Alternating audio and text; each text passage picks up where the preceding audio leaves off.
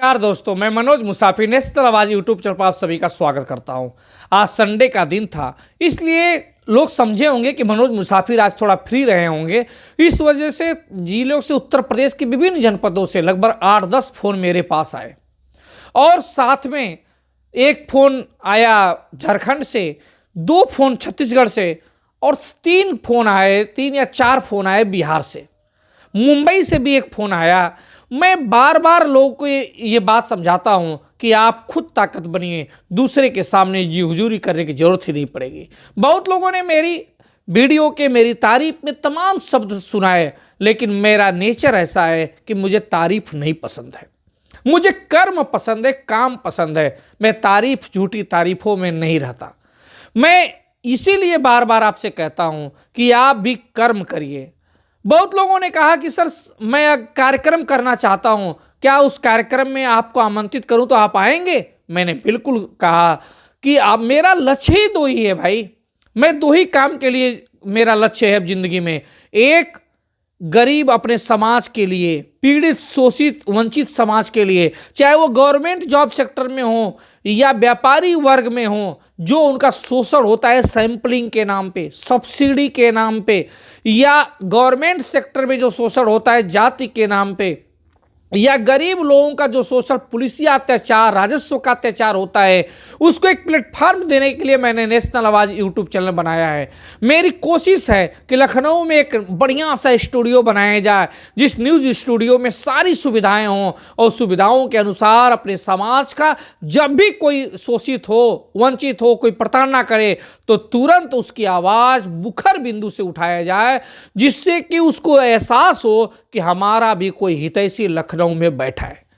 दूसरी बात, मान्यवर कांसी राम की किताबों को पढ़ने के बाद, ज्योतिबा फुले की किताबों को पढ़ने के बाद मेरे अंदर ये बात आई कि क्यों ना अपने समाज को बेसिक रूट लेवल पे समझाया जाए और सुधारा जाए। आप सभी को याद होगा, अगर मैं आपसे पूछूं तो आप बताइएगा मैं सही बोल रहा हूं कि गलत बोल रहा हूं। आप बुद्धिजीवी लोग हैं, मुझे बताइएगा कि अगर सिर्फ भगवत गीता के दम पे कितने लोग कृष्ण भगवान को जानते। आपको याद होगा 90 के दशक में टीवी में श्री कृष्णा आता था। उस श्री कृष्णा की वजह से जब टीवी में, मोबाइल में श्री कृष्णा आया और समय समय पे कृष्ण जन्माष्टमी के नाम पे कृष्ण लीलाएं होने लगी, पुलिस चौकी में, थानों में भी होने लगी, तो जिससे आपके अंदर जिज्ञासा हुई कि कृष्ण भगवान कौन थे। उसके बारे में बाल्यावस्था में बिना भगवत गीता आप पढ़े, आप कृष्ण भगवान की लीलाओं के और कृष्ण भगवान के जीवनी के बारे में जान गए थे। आप इस बात से सहमत होंगे आप कि भगवान राम की रामायण बहुत लोगों ने नहीं पढ़ा, लेकिन जो राम कथाएं होती हैं, जो जगह जगह मंदिरों पे राम के बारे में कथा होती है, बताया जाता है, जो आपके दशहरा में रामलीला का मंचन होता है आपके गांव में, और जो 90 के दशक में रामायण आता था टीवी पे, उस रामायण के वजह से तमाम लोग, देश के सभी लोग जान गए कि भगवान राम कौन थे, लक्ष्मण थे कौन थे, कैकेयी कौन थी, सुमित्रा कौन थी। ये सारी बातें आपको जानकारी किससे मिली? रामायण कथा से मिली। आपको किससे मिली? रामायण से मिली। आपको समय समय पर रामलीला मंचों से मिली। इसीलिए मैं चाहता हूं कि इस वीडियो का निश्चित रूप से योगदान है, जो आप तारीफ में मेरी कहते हैं कि सर इस वीडियो की वजह से धीरे धीरे समाज में क्रांति आ रही है, वैचारिक क्रांति आ रही है, लोग समझ रहे हैं, सीख रहे हैं इस बात से। मैं आपसे सहमत हूं, लेकिन मैं ये भी मानता हूं कि सिर्फ रामायण से आपको राम के बारे में ज्ञान नहीं होगा। उसके लिए आपको, जैसे आप रामलीला का मंचन से तमाम लोगों को, जो लोग टीवी नहीं देखते थे, उन तक बात पहुंचती थी।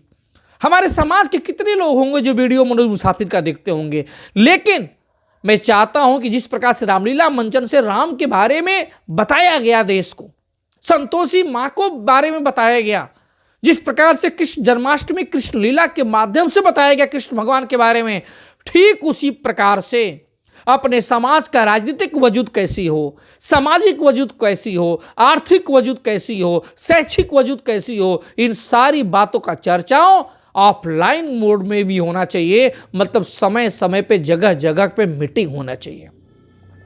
अभी आप अगर भाजपा की राजनीति करते हैं तो मैं देखता हूं एक छोटे से पद, मंडल अध्यक्ष के लिए, जिला प्रतिनिधि पद के लिए या जिलाध्यक्ष के लिए, छोटे छोटे पदों के लिए आप पूरा जीवन खपा देते हैं, हजारों लाखों रुपया किसी के पीछे लग के खर्च कर देते हैं, उसके बावजूद भी आपको कुछ हासिल नहीं होता।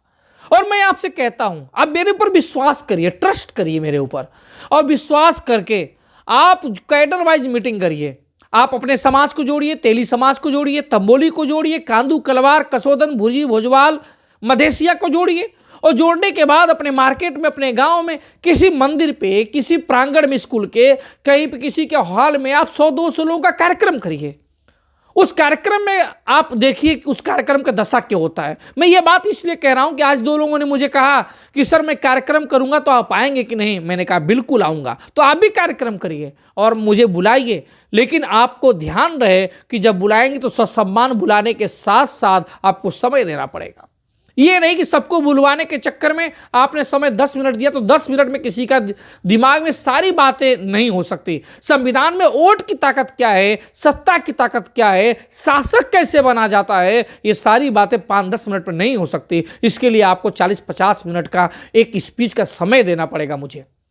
जब देंगे तो वो चीज मैं आपको विश्वास दिलाता हूं, अगर आप भाजपा की राजनीति करते हैं तो जो आप दूसरों के दरवाजे जाके जी हुजूरी कर रहे हैं, दूसरे के दरवाजे जाके आप तेल मालिश लगा रहे हैं, आप पैसा हजारों लाखों रुपए खर्च कर रहे हैं उनको खुश करने के चक्कर में, आपको कुछ नहीं करना पड़ेगा।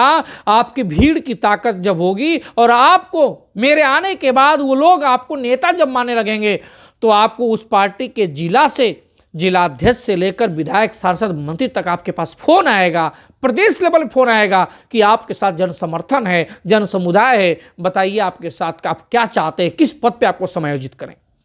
आप अगर समाजवादी पार्टी से हैं तो भी आप अगर बुलाएंगे तो उस प्रकार से आपके पास जन समर्थन होगा, और जो भीड़ होगी आपकी, उस भीड़ को मैं आपके सपोर्टर में, समर्थक में, वोटर में कन्वर्ट कर दूंगा।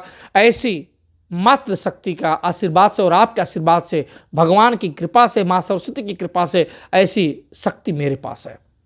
बस आपको जरूरत है तो आपको सही रास्ते पे चलने के लिए। इसलिए मेरा निवेदन है, आप किसी के सामने मत गिड़गिड़ाइए, आत्मसम्मान आपसे खिलवाड़ मत करिए, आत्मसम्मान बनाए रखिए, स्वाभिमान बनाए रखिए, अभिमान बनाए रखिए, और आप खुद अपनी मीटिंग बुलाइए और मीटिंग करके अपने जिले में, अपने विधानसभा में अपनी ताकत को दिखाइए। और जब ताकत दिखाएंगे, उस ताकत को सुचारू रूप से लंबे समय तक आपसे टिकाए रखने की जिम्मेदारी इस मनोज मुसाफिर पे सौंप दीजिए।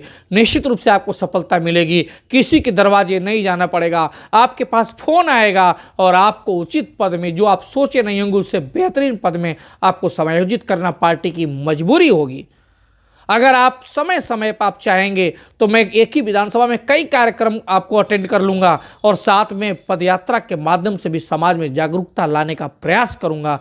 बशर्ते अगर आप चाहते हैं तो निश्चित रूप से आपके साथ मनोज मुसाफिर का कदम से कदम बना के रहेगा। मैं आपको इसलिए अपना व्हाट्सएप नंबर दे रहा हूं। इस व्हाट्सएप नंबर पे फ़ोन पहली बार मत करिएगा, अपना व्हाट्सएप नंबर पे अपना परिचय आप दीजिएगा। उसके बाद जब मैं देख लूँगा तो मैं खुद किसी टाइम आपको फ़ोन करूँगा और फ़ोन करके आपकी जिज्ञासा, आपकी जुझारूपन को जानूंगा। मैं बुद्धिजीवी वर्ग से भी आपसे निवेदन करता हूँ, आप लोग भी आगे आइए। जिम्मेदारी आपकी भी बनती है कि आप अगर बिजनेसमैन हैं, व्यापारी हैं, या आप सर्विस सेक्टर में हैं तो अपने परिवार के साथ साथ अपनी जाति का, स्वाभिमान का भी रक्षा करिए, आप अपने समाज का भी रक्षा करिए। यह आपका फर्ज है।